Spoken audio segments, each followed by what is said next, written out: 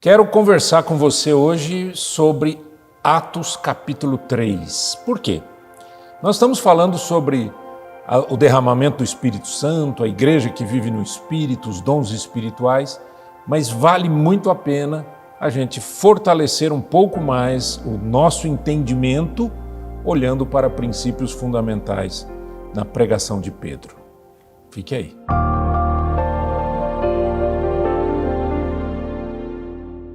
Em Atos capítulo 3, logo depois do dia de Pentecoste, a igreja cresce, há muita conversão, a pregação de Pedro, fundamental para isso tudo.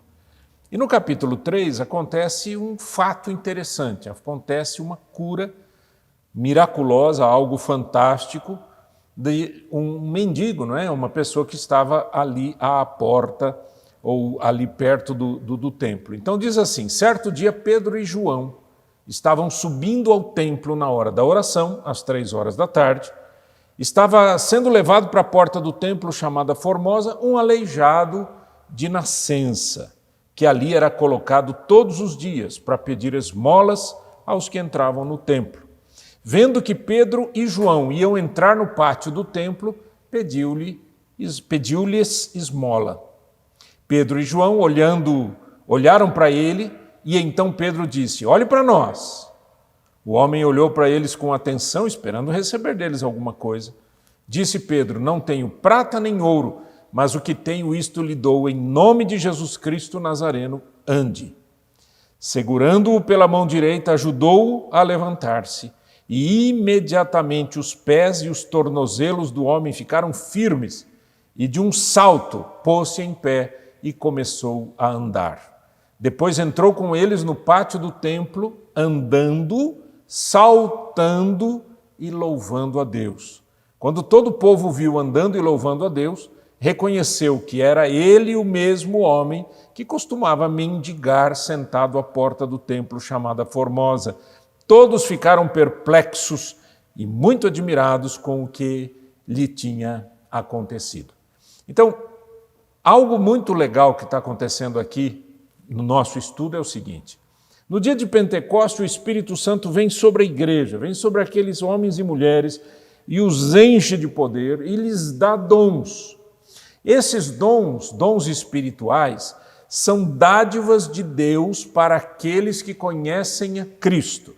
Okay? É diferente de um talento natural. Uma pessoa sabe desenhar, qualquer pessoa, né? Cristã ou não, pode desenhar, uma pessoa tem dotes atléticos e assim por diante, mas dom espiritual não. E os dons espirituais, ainda que hoje nós não vamos listá-los ou conversar sobre cada um deles, eles acontecem nesse tempo agora, logo depois do derramar do Espírito Santo. O Espírito Santo, ao encher aqueles discípulos, não é, lhes deu autoridade, lhes deu fé, lhes deu condições de desenvolver algumas coisas muito incríveis, né? Algo fantástico aí, como foi o caso que aconteceu neste capítulo 3 com o mendigo, ok? Então vamos ver alguns pontos aqui que são importantes. Primeira coisa que acontece aqui é que quando aquele homem, ele olha, ele está ali pedindo esmola e Pedro e João estão passando, ele pede para eles, mas ele não está pedindo para os apóstolos, ele está pedindo esmola. Quando Pedro e João dizem, olhe para nós, ele olhou esperando receber um dinheirinho, receber uma moeda, receber alguma coisa. Né? Então, o que a gente enxerga aqui? A gente enxerga uma coisa que se chama soberania de Deus. Soberania de Deus é quando Deus estabelece uma agenda. Deus estabelece o que há de acontecer, Deus estabelece o que precisa acontecer. Então aqui nós não temos um mendigo que estava buscando a cura, nós temos um mendigo que está pedindo ajuda, mas esse mendigo é alvo de um milagre. E isso é soberania de Deus. A soberania de Deus precisa ser entendida não como fatalismo, mas como uma agenda de Deus para certos momentos que Deus estabelece e que vão acontecer. Então, quando você está lendo na Bíblia, então aconteceu isso com aquele profeta, aconteceu aquilo com aquele patriarca, aconteceu isso com aquele apóstolo, o que você está vendo é a soberania de Deus, é Deus estabelecendo uma ordem de acontecimentos. Há de acontecer assim, precisa acontecer assim. Okay? Então, soberania de Deus mostra quem Deus é. O Criador de todas as coisas, o Senhor de todas as coisas. Então, nós não alteramos a soberania de Deus. Quando você ora, você não vai alterar a soberania de Deus. Na verdade, quando você ora, você já está na agenda de Deus, né? Porque a Bíblia diz que de Deus é o querer e de Deus é o efetuar. Então, Ele põe em nosso coração até a oração certa para a gente pedir. Esse é o primeiro ponto que eu queria chamar a sua atenção. O segundo ponto que eu quero chamar a sua atenção é que Pedro disse no verso 6, não tenho prata nem ouro, mas o que tenho, isso lhe dou. Olha que interessante. Ele diz, eu tenho algo que não é dessa terra. Eu tenho algo que não pode ser medido, como a prata, o ouro, não pode ser pesado, não pode ser contado. Não é? Eu tenho algo que não é material. Eu tenho algo dentro de mim. Isso mostra para a gente a característica da vida cristã. A vida cristã é uma vida espiritual. Nós moramos numa terra, nós vivemos numa terra, nós andamos nesta terra, nós trabalhamos, sobrevivemos, não é? Comemos, dormimos, temos as necessidades humanas, mas o ser cristão é um chamado espiritual. Por isso que lá em João capítulo 3, a gente vai entendendo essas coisas, fazendo conexões.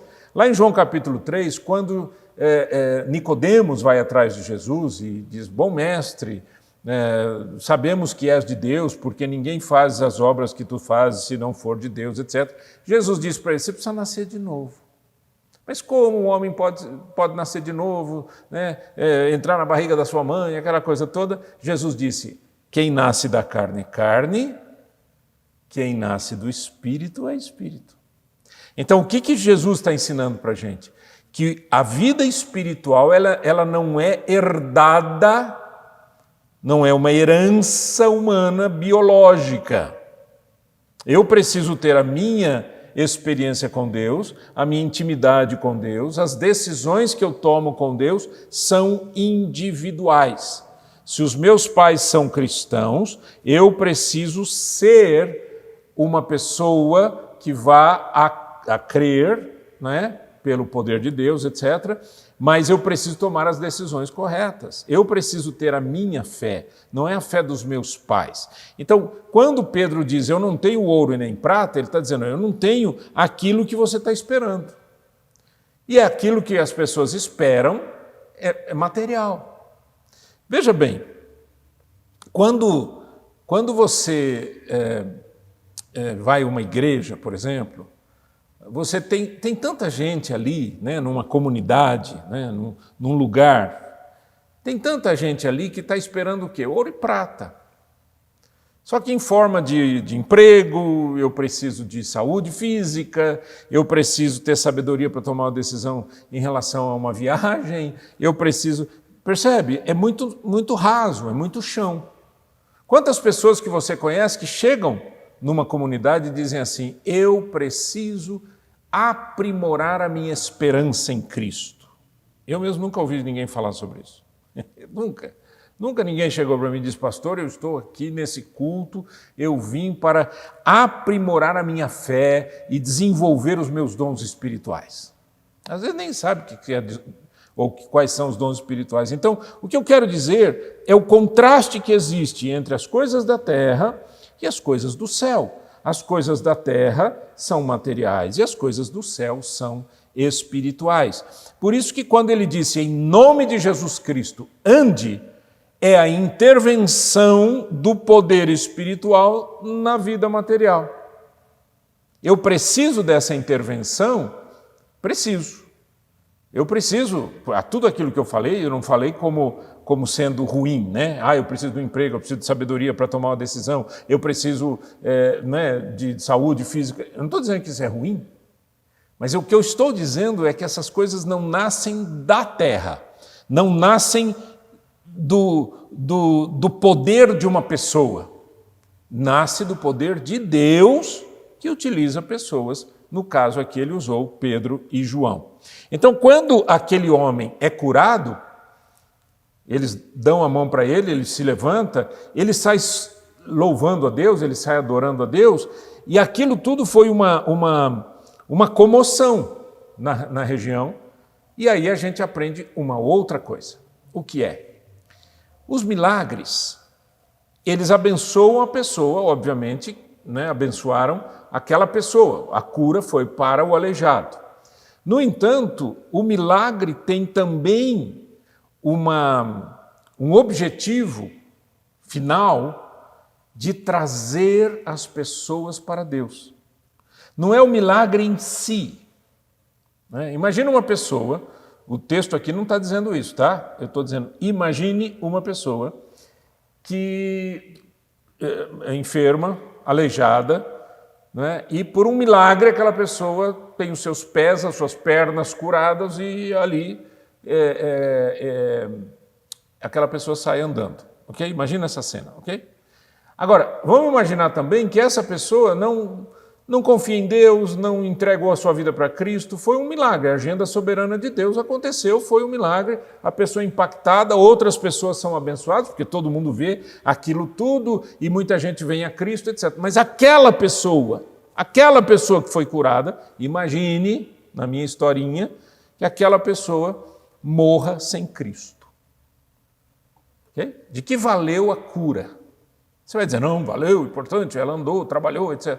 Tudo bem, materialmente falando, humanamente falando, horizontalmente falando.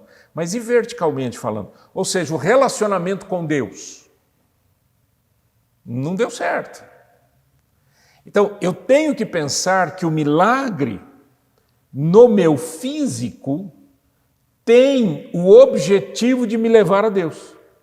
Então, quando diz o texto aqui que aquele homem entrou e começou a andar e andando, saltando e louvando a Deus, versículo 8. E o povo viu, andando e louvando a Deus, reconheceu aquele homem. Então todos ficaram perplexos e admirados com o milagre, mas a grande questão é que o nome de Jesus é que foi glorificado. Percebeu? Então o milagre tem, ou os milagres têm, a função de levar as pessoas a Deus. Então, eu não administro milagres, né? Eu, ser humano, eu não posso dizer quando o milagre vai acontecer, mas eu tenho que compreender que a vida espiritual, a vida de relacionamento com Deus, me faz ficar aberto aos milagres do Senhor, com objetivos evangelísticos também, né? Vamos continuar? Vamos dar mais uma olhadinha aqui. Então, diz o texto bíblico que no versículo 11, apegando-se o mendigo a Pedro e João, todo o povo ficou maravilhado, correu até eles, ao lugar chamado Pórtico de Salomão. Vendo isso, Pedro lhes disse, israelitas, por que isto os surpreende? Por que vocês estão olhando para nós como se tivéssemos feito esse homem andar por nosso próprio poder ou piedade? O Deus de Abraão, de Isaque e de Jacó, o Deus de nossos antepassados, glorificou o seu servo Jesus, a quem vocês entregaram para ser morto e negaram perante Pilatos, embora ele tivesse decidido soltá-lo. Vocês negaram publicamente o santo e justo e pediram que fosse libertado um assassino. Vocês mataram o autor da vida, mas Deus o ressuscitou dos mortos. E nós somos testemunhas disso. Pela fé no nome de Jesus, o nome curou esse homem que vocês veem e conhecem. A fé que vem por meio dele lhe deu esta saúde perfeita, como todos podem ver. Então perceba que o milagre trouxe a possibilidade de Pedro anunciar o evangelho.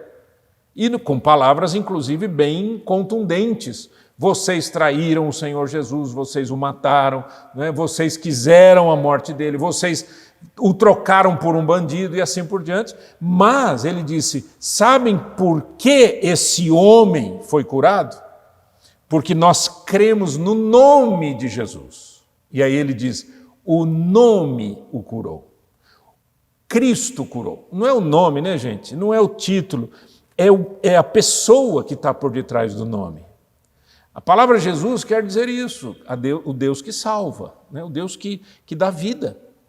E Jesus Cristo, no coração de Pedro e João, é que promoveu esse milagre, promoveu essa bênção toda e abriu uma cortina nova para aquelas pessoas. Então, olha, espera um pouquinho, o que está acontecendo aqui? Esses homens são curandeiros? Esses homens são feiticeiros? Esses homens são pessoas aí especiais? Vamos colocá-los num pedestal? É isso que o ser humano faz com outro ser humano. Né? Isso daí já aconteceu na história, continua acontecendo até hoje. As pessoas acham que aquela pessoa é importante, que aquela pessoa tem poder. Né? Eu sempre fiz questão, nesses 40 anos de ministério pastoral, eu sempre fiz questão de mostrar para as pessoas, olha, eu sou Antônio Carlos Nasser, eu sou o marido da Vera, eu sou o pai do Daniel e do Gabriel, né? Agora eu sou avô do Teodoro e do Miquel, né? Eu tenho família, eu sou um ser humano como outro qualquer. Entendam uma coisa, creiam naquilo que eu estou ministrando, porque aquilo que eu estou ministrando vem de Deus. E se vocês duvidam, vão na palavra de Deus. Mas o poder não é meu, o especial aqui não sou eu, né? O artista aqui não sou eu, a estrela aqui não sou eu. Não pode, a gente não pode fazer isso, porque senão a gente cai num outro problema, que é o problema da idolatria. É quando você exalta o ser humano e aí você acha que aquela pessoa é especial. Então, quando Pedro diz, por que vocês estão impressionados olhando para a gente como se a gente que tivesse... Nós é que fizemos isso. Nós não fizemos isso. Quem fez isso foi Jesus Cristo, aquele a quem vocês traíram e o crucificaram, mas Deus o ressuscitou. E aqui ele estabelece, então, a vinda de Cristo, a morte de Cristo, a ressurreição de Cristo, o Evangelho. Okay? Então pense sempre nisso. Não vá, assim, olhando a vida espiritual como se fosse simplesmente uma extensão da vida material. É o contrário. A minha vida material tem que ser uma extensão da minha vida espiritual. Quem eu sou em Cristo, em quem eu creio, o poder de Deus na minha vida, o Evangelho do Salvador dentro de mim, é que me faz viver assim ou assado, certo? É Ele quem determina, é por aí que a coisa anda. E aí, quando ele ministra isso, no versículo 17 diz, agora, irmãos, eu sei que vocês agiram por ignorância, bem como seus líderes. Mas foi assim que Deus cumpriu o que tinha predito por todos os profetas, dizendo que o seu Cristo haveria de sofrer. Arrependam-se, pois, e voltem-se para Deus, para que os seus pecados sejam cancelados, para que venham tempos de descanso da parte do Senhor, e Ele mande o Cristo, o qual lhes foi designado, Jesus. Essa mensagem é poderosa demais. Não, lembra sempre disso. O que é o arrependimento? Arrependimento é quando eu reconheço o meu erro, eu peço perdão e mudo. Mas eu reconheço, peço perdão para quem? Para Deus. Todo pecado é contra Deus. Todo pecado, eu falo uma bobagem, é contra Deus que eu falei. Não, eu falei para aquela pessoa, é contra Deus. Toda ação errada é contra Deus, toda mentira é contra Deus, todo furto é contra Deus, toda ganância é contra Deus. Toda cobiça é contra Deus. Né? Então, quando a gente entende isso, o que acaba acontecendo no nosso coração? A gente começa a compreender o seguinte, que a mensagem do arrependimento não é só para o primeiro dia em que eu creio no Senhor e vou pedir perdão para Ele, mas é uma mensagem que é recorrente na minha vida espiritual. E aí, quando Pedro diz, arrependam-se, pois, e voltem-se para Deus, para que os seus pecados sejam cancelados. Voltem-se para Deus. Por que ele usa voltem-se para Deus? Porque o ser humano, naturalmente, corre para longe de Deus. Essa é a natureza pecaminosa. A natureza pecaminosa faz com que a gente fuja de Deus, que a gente se rebele contra Deus, que a gente se rebele contra a verdade de Deus, que a gente se rebele contra a palavra de Deus. Você percebe, até hoje, as pessoas dizem exatamente isso. Eu não concordo. Eu não acho que é bem assim. Eu não acho que é por aí. Eu acho complicado isso, hein? Isso daí é meio assim. No fundo, tudo isso se resume numa frase. Eu não acredito que... Ou melhor, eu não aceito as palavras de Deus. Eu sou rebelde, o meu coração é rebelde. Então o arrependimento é essa mudança de direção. Arrependam-se, voltem-se para Deus, para que os seus pecados sejam cancelados e para que venham tempos de descanso da parte do Senhor. Tem muita gente que não vive no descanso, vive na luta, na guerra. É uma guerra interior, é uma guerra espiritual contra o inferno, é uma guerra contra o mundo, o sistema mundano, e é uma guerra contra si mesmo. Porque o coração é um coração que está lutando contra Deus o tempo todo. Então, entenda isso. O arrependimento é a mensagem inicial e a mensagem recorrente para toda a vida. Se você quer viver uma vida que agrade a Deus, arrependimento. Arrependa-se dos seus pecados, volte-se para Deus, para que venham tempos de descanso, para que os seus pecados sejam cancelados. Que Deus nos ajude nisso, né? Que Deus nos ajude nisso. Vamos orar? A gente vai continuar nesse texto e você já sabe, você está no nosso canal Igreja Trinity Online, e esse canal é um canal para abençoar a sua vida. Você vai olhando lá, olha nos playlists, né, o que a gente já tem, como que a gente está dividindo os vídeos, mas tem ali muita coisa, muito material para abençoar o seu coração. Vamos orar? Eterno Deus, em nome do Senhor Jesus, obrigado, porque a Tua palavra é a verdade. E quando a gente estuda com o coração aberto, a gente experimenta os Teus milagres. E que esses milagres levem muita gente a Cristo. E é no nome dele que oramos. Amém. E amém.